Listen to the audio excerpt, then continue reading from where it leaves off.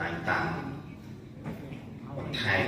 ដោយសមាជិកក្រុមការងារចលនាកសាងសមាជិកគណៈបកលេខមូលដ្ឋានខេត្តកោះកុងនេះថ្ងៃនេះ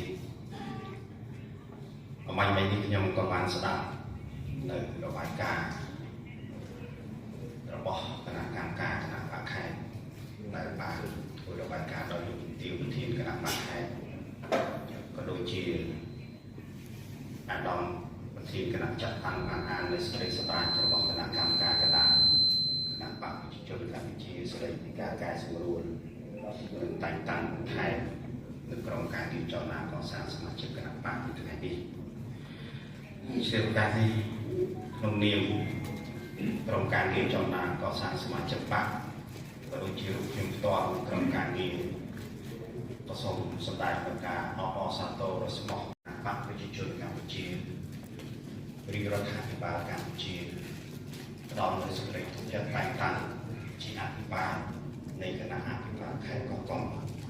ក៏ដូចជាផ្ដល់នូវសេចក្តីទុកចិត្តតែងតាំងជាប្រធានគណៈបកខេត្តកោះកុងដែលជា